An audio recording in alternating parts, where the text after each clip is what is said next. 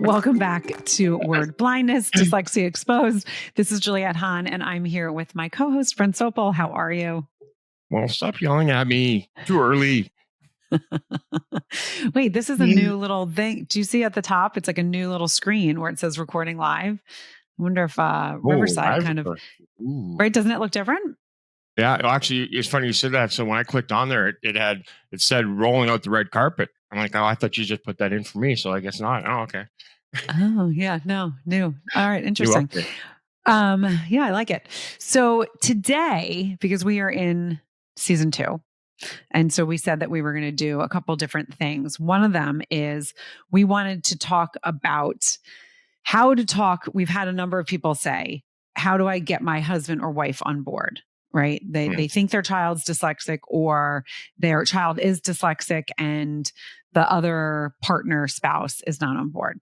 So we figured, you know what, instead of answering everyone one by one, this would be a great platform for us to also do it, but also to give people ideas on how to get that spouse on board. And there's a lot of rabbit holes we could go down because it depends on the kid's age. It depends on so many different circumstances. So I think let's start with the child is young, right? They don't know where the dyslexia is from. It's like, okay, we have a suspicion that our child is dyslexic. Like, how does that one spouse that suspects it, a teacher maybe said something, how do they go and talk to their other spouse? And again, there's no knowledge about this in the family. Like, what is a conversation? So let's kind of play. What would we do here? Well, obviously, you're married, Dan, doesn't have it. So you're living it. When I was married, she didn't have it. So, I can relate this back to a lot of things that went on, when we were married. I talked about, fear of the clipboard, right? I think it's something I mention all the time. And I remember we used to get in huge fights and she'd be like, am I your secretary or what? Yeah, I needed you to be, if you want to use that, you use that terminology. And we talk about this all the time. Most people don't know there's another way to think, because you go to school, that math problem, how'd you get the answer? Show me the work. I can't show you the work. My brain doesn't go that way. Mm-hmm. So you've got to be able to, before you can bridge that conversation, your relationship, there has to be at least, some conversation have been going on. It's got to be, a fairly open communication relationship, because always try to remember, they don't even think, they don't even understand there's a different way to think. I just had breakfast with a guy that I coach with. He's like, yeah, you're quirky. You're interesting, right? We think differently. So for them, they're probably gonna shut it down right away. No, they just think we're weird, are different. Mm-hmm. And be okay with that, because it's gonna be a slow process to get to cross that finish line. Mm-hmm. And I mean, one of the ways to approach it is, okay, Timmy, Johnny, and Samantha, I don't know, whatever your kid's name is struggling, right? And that's usually the first sign. And if it's like someone staying home where the other parent is out, there's a whole, I don't want my kid to be labeled. I don't want them to be treated different. There's all these different kind of thought processes that we all go through, whether we're dyslexic or not. Yeah. And I think the main thing is, if you see that your child's struggling and you want to dive down that, and your spouse is like, but wait, what if, first of all, we should never do. However, get the test first, talk to your spouse. If Sammy is really struggling, let's figure out why, because we're only going to make things better for Sammy as school goes on, as we talk about the self-confidence and all that. If someone's struggling, you need to get to the bottom of it. And if you can talk to your spouse, if you can have an open, whether you're divorced or not, can we just get the test done? Like, start at very square one. Can we just get the test done?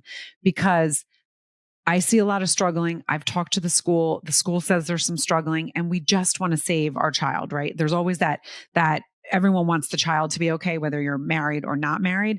Let's just get the test done and then let's take it from there. We're not going to put a label on. I'm not saying any of that. Let's just get some understanding, the roadmap that you always talk about, let's get the roadmap. Even if your child's older and you're going through this, let's get the roadmap map to see what is happening.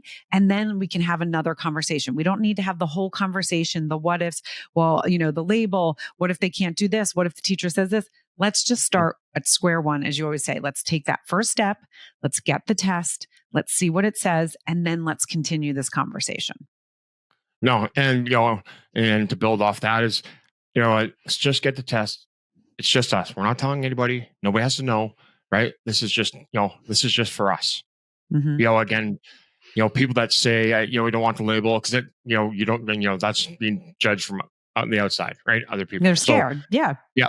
100%. So, if you're taking that approach, we're not showing anybody, we're not telling anybody. This is just for us. Let's just get that test for us, to get that understanding, and nobody else is going to know. Let's just start with that. Mm-hmm. And again, so that's if your child's young, old, or whatever, because we've had one situation where the wife is like, I've been actually listening to your podcast and I think I'm the dyslexic one. And I actually think my son is as well, because we've been going through some executive functionings. They're teenager, they're older, and, school, they've figured it out. They've figured out how to get by, but now it's the executive functioning part. And it's like, that is when you first enter high school, trying to manage all of that with your sport. That's kind of when things start, rearing their head. With girls, a lot of times it happens if it wasn't something diagnosed, especially with ADHD, after they get their period with the hormone changes. That's when things start coming into effect. And what the main thing is, it's about the child's self-esteem. If the child is struggling and you see the child is struggling, you want to get to the bottom of it. You don't need to throw things down the throat, but just, hey, let's get some understanding around this so we can help them best be able to succeed, so they become a well-adjusted adult and don't, go down paths that we've gone down. One of the individuals was someone that it's an ex, and the ex actually has dyslexia, she believes, but does not want anything to do. And the child's young and is just fighting the whole time, telling the kid, you're not dyslexic. Don't let them tell you. And they have the diagnosis. So in that situation, it's like, just try to come to that, like, let's not use labels in front of the child, right? Like, together, we don't have to use the labels.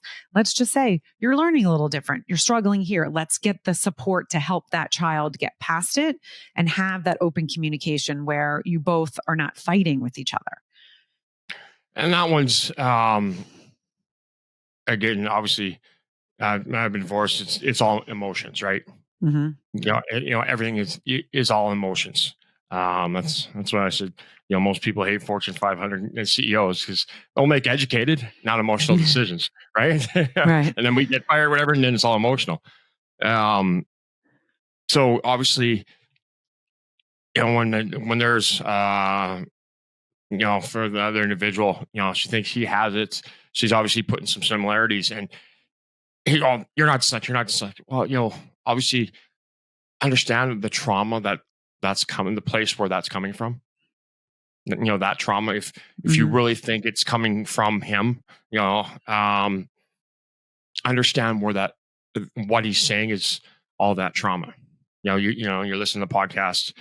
Our trauma is what dictates us.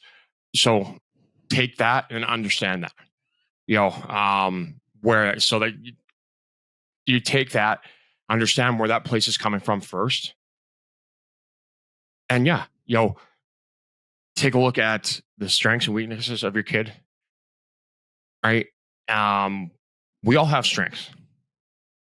You talk about the weaknesses that we focus on, but the strengths. We're always yelling. The one thing that we get told all the time, and this will turn back to the parent is, "Oh, we're lazy. He's lazy. She's lazy." If you can look down that whole list of your child's life, and there's things they're good at, and they work, they're working hard. Mm-hmm. Right? They're not dumb. They're not dumb or lazy. that reason why. Mm-hmm. And so understand that, take that as a grain of salt first. And approach that. Don't use, again, people don't want the words. He doesn't want to be labeled as that. So first and foremost, understand where that extra emotion is coming from. Mm-hmm. And if the kid is old enough, if you can get that test done yourself, I'm not here to advocate lying. I'm here to advocate, if your kid is old enough, to get them tested, and you get that back. It might be an easier way to steer that ship. Again, I'm not here to advocate anything lying in that relationship, but if it's coming from such an emotional place, if you can get that test done, you're right. Like, that test is a starting point of everything. You think of it as birth, right? That's the starting. It's the birth of your child, right? Mm-hmm. A next path of life, right? Kid's born now. It's birth. Now it's got a path for life. Well, this is a second annual birth, right? It is getting that understanding. Yeah. So, Get an understanding about it. Correct. Take it that approach. Once you have, if you go that approach, you have that understanding, what it is. All right. Now it's the next conversation. We can expand that conversation off there. But again, it's, we talk about this all the time. And your point was perfect. Let's just get the test. Let's just understand. We don't have to tell anybody. We don't have to do anything. Just get that done. Easier said than done, right? Yeah. Everybody's like, kids are hard. It gets harder. It's always hard. It's always hard. Everybody's like, as they get older, it gets harder. I don't know that. It's a different hard. Yeah. I remember my 25-year-old when he got in trouble. Friends over put the VCR tape and watched American Pie. Oh, I tore his ass. I made him we had to drive to each parent's house and say sorry and write a letter. Right. So every level's hard. Yeah. Mm-hmm. But it's hard when you're walking with a blindfold, when you don't have to. Yeah. And I think the other part is, if there is, whether it's a divorce or the other spouse is really like, I don't want to get on board, is having someone else be able to kind of be that interim person, and a gentle interim person, whether it's the teacher. Yeah. Like, if you have a good relationship with the teacher, can you just, talk again, hey, these are the things I'm seeing. I think it would be a good idea. Now, again, I know in education, teachers really can't say this, but like, if your child, this is for the individual that their child is diagnosed.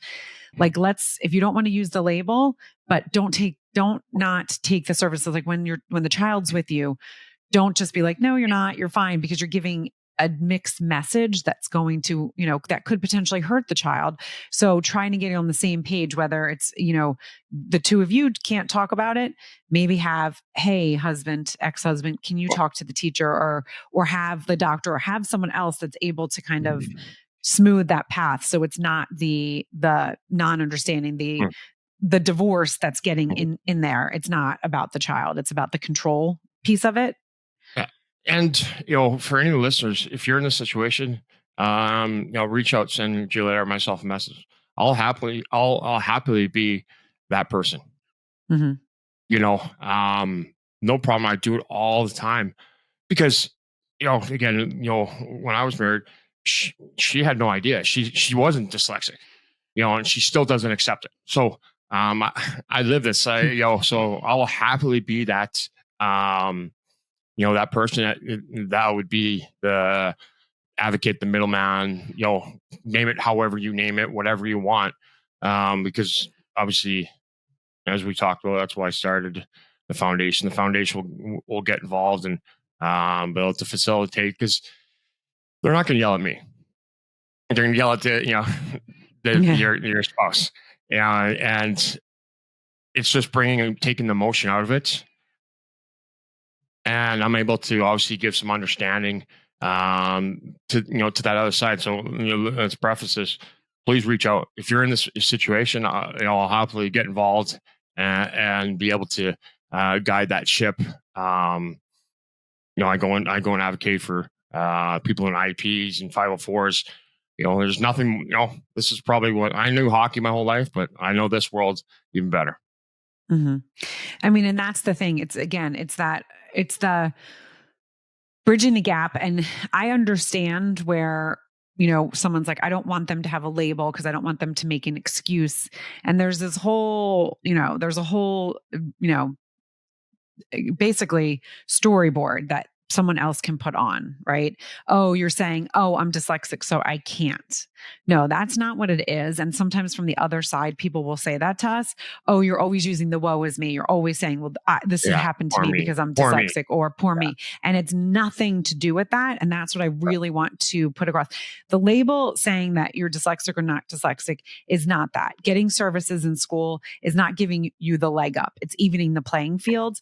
It is also evening the playing fields for understanding for other people. So I think we talked about this. Like when I kind of came to grips or whatever, realized, okay, I am dyslexic. It was more of like, okay, this is so interesting. In school, they didn't diagnose that because back then they didn't. It was more of a reading disorder, processing, whatever they said.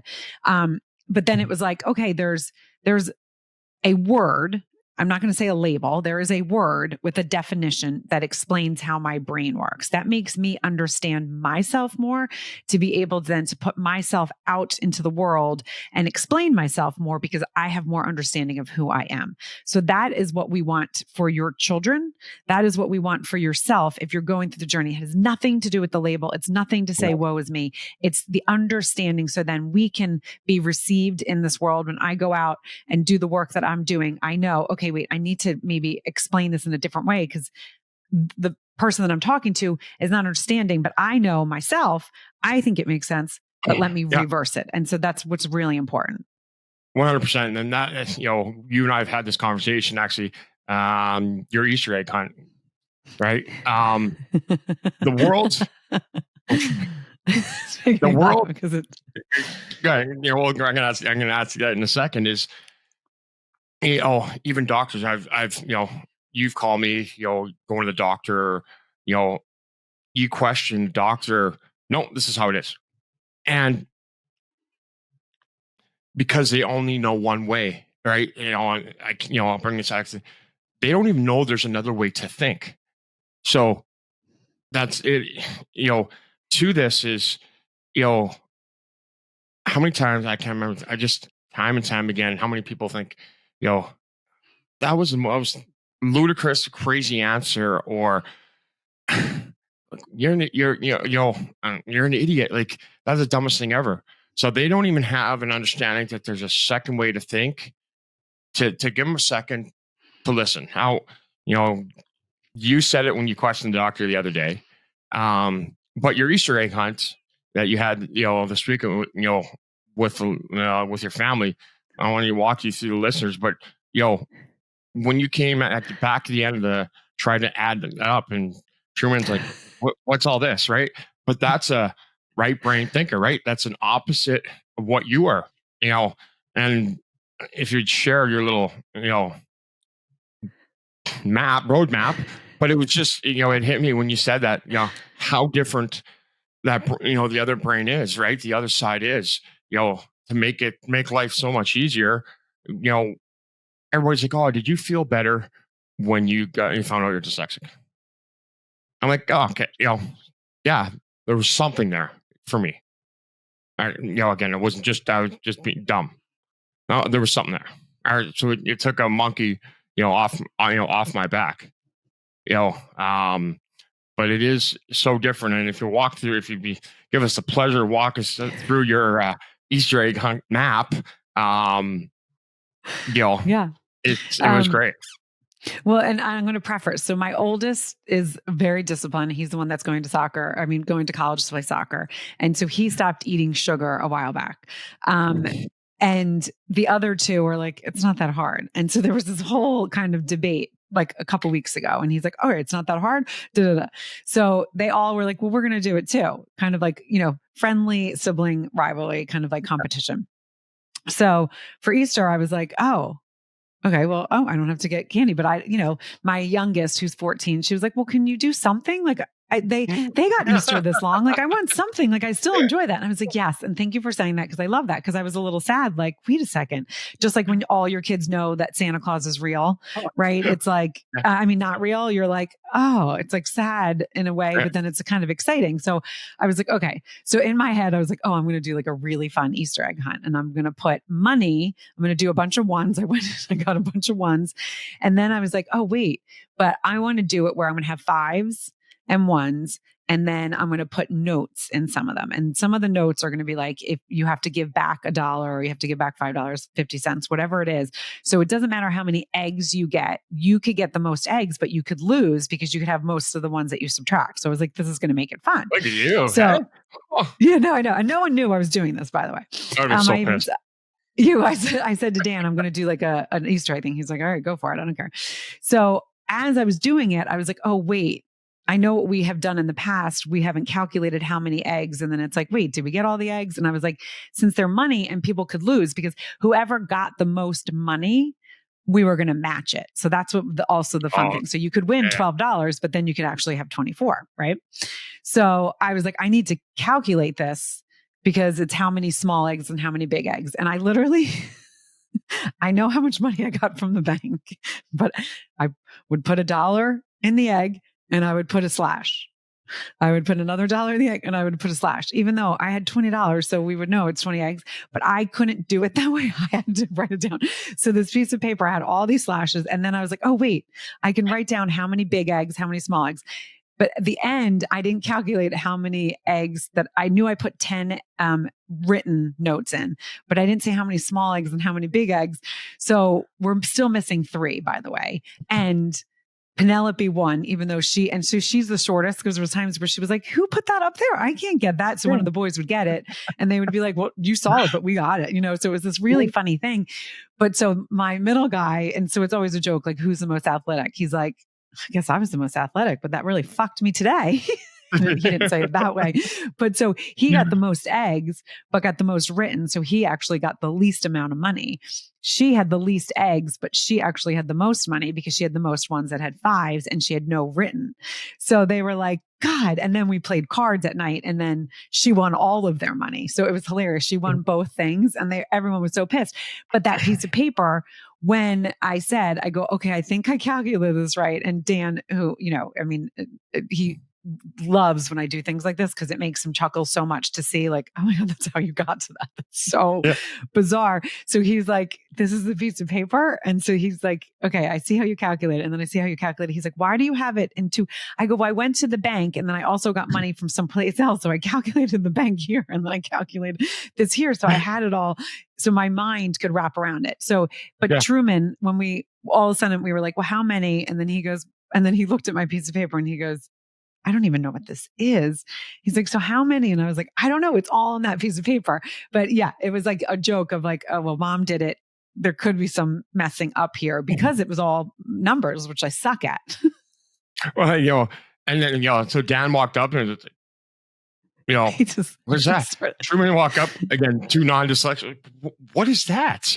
Mom, Montgomery didn't even want to look at it. He's like, I don't even care. Because he would have gotten it though. Okay, and then again, that was just a point of how different our brains are, right? Again, I think it was last week when Montgomery said, what number is March?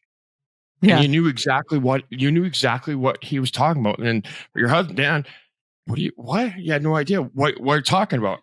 So it's, and I bring those points up is just how different our brains really are. And when you don't have any understanding that is how your brain works. Last night after hockey, I was standing in the parking lot and talking to a couple parents, and it had to do. They're talking about the months too, same type of thing. What month? And I had to start at the beginning. January, February, March, April. Like, what are you doing? I'm like, that's how I am. My brain, I can't go right to the middle. They're like, what? So no, I'm standing in the parking lot, 47 years old. I still count on my fingers. I still got to, start at A. Can't go in between. got to start at January, got to start at 1, can't go in, they're looking at me, they kind of tilt my head like, what? Really? What? So. And that, yeah, go ahead. It's just how different it really is. So, like I'm 47 years old, still using my fingers, and most people like, oh, you are dumb. No, we're not. It's just how that brain works. It works. And that's the thing, because if you think about it, because I mean, the same, right? I have to do my left and right. Like, and if someone doesn't know, they're like, what are you doing? You don't know your left from right? And I'm like, no.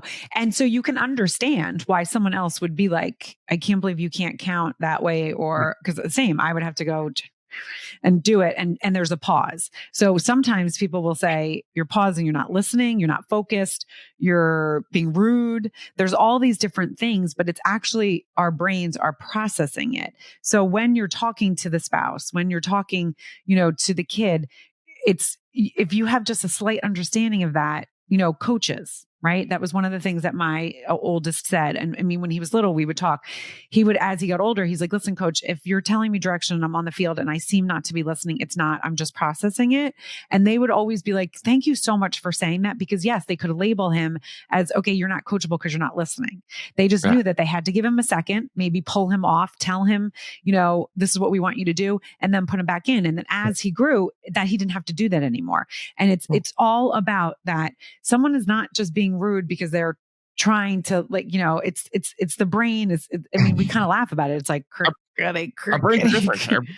Our brains are different. I remember I was at, when I was still coaching, I was at the rink and I'm standing there talking to a buddy of mine, and one of his kids walks down the hall, and he's like, Brent, fuck this kid, enough of this shit. I'm stopping this now. And his parents are done tying his skates. They're not coming in. I said, hang on a sec. Well, I said, is he dyslexic? I don't know. I said, most dyslexics can't tie their shoes, right? He stopped because his older son is dyslexic. I go, what? I said, a lot of us can't tie our shoes. So is this kid dyslexic and he's going to get his parents to tie his skates because he can't? And he kind of stopped there, the pause. He's like, all right, maybe we'll explore this conversation a little bit more. He was pissed. Again, that's it. When the kids get a little bit older, but just that understanding. Like if I wasn't there, that next practice or whatever, he would have had a meeting, say enough of this shit, and if the kid is felt shit. Yeah. Right. And then he felt like shit, but that was just, again, it's just that understanding. So it's, just that number one, let's get to number one, snakes and ladders, or you remember all those games, Dunk? You got to get, you got to start, right? Can't get to 2 to get to 1. You hear me say that all the time. Let's just get to 1. And not all, and that's the thing that's interesting. And that's why it's like, where it is kind of one of those things that it's like, and it's so interesting because someone can be really dyslexic, but they could be able to tie their shoes, but they could not say the alphabet, and they couldn't. There's so many different ways that all of us are so different that the next person, it's hard for them to understand sometimes. So like, that's where we give grace. Like, it's also like, you got to understand, you got to give grace, but you just got to pause and stop. And, as again, taking it back to the parents and, the spouses and talking, if you can just have, kind of that vulnerable conversation, and I don't even vulnerable, but just that really heart to heart kind of conversation, just be like, we want the best for our child, right? That's all we want. Like, let's come to the one thing, whether we like each other, whether we're separated, divorced, whatever, what is the one common denominator? And it's our child. So if we could just both get on the same page and just figure this out, we see that they're struggling. And this is why I think here are the reasons why I think they might be dyslexic. So again, if we can just get the testing, here are the reasons, and then the other spouse could say, well, here's the reasons why I think they're not. And okay. But let's get that, if we can get that one test done and have that understanding, that's kind of like that first step in the right direction. 100%. And again, if you can't, reach out. I'll get involved. My ex, I lived this exact scenario. She treated my dyslexia daughter completely different. I had no understanding. So I've lived this, as a parent, as having it. So again, please reach out. I'll happily, get involved, for that, to help out anyway in that scenario. Because I understand both sides. I understand as a parent side, I understand as, as a patient, so I'm able to see it from all angles and all views. So if you're struggling on any one of these levels, please, reach out. I will happily get involved and help, guide you through this. At the end of the day, it is for the kids. That's why, I started the foundation, and that will be the preface of that conversation. But if we're able to take out emotion, then, conversation always goes better. It's, you can have lawsuits, massive companies, no companies, get solved quicker than some divorces. Why? Because it ends up being emotion, right? I've lived it, I've done it. So, I'm happy to get involved any way I can to make it easier. I'm just going to leave it at that. I think this can be a 30-minute episode, don't you? Yeah. We can talk, there's so many other ways. There's so many things that we could go down rabbit holes. We love rabbit holes, but it's pretty cut and dry. Let's get to one on this one. Yeah. So again, you guys heard, seriously, and this is why Brent started the foundation. This is why we're doing what we're doing, is because it is about the child. It is about the child. It's about the understanding. It's about also the parent that is struggling, that doesn't know what to do, that possibly is dyslexic, possibly not dyslexic. It could be a grandparent, but they don't know where it's coming from. And again, it all comes down to that child. We all want that child to be okay. As parents, that's what we want. And so if we can give a little understanding by giving you these kind of episodes where it's just like, here are some ideas. These things have helped for us. They've helped us help other people. And so that's why, again, we also started Word Blindness Dyslexia Exposed. So thank you for joining, and we'll see you for another episode next week. Welcome to, season 2. This is definitely amazing.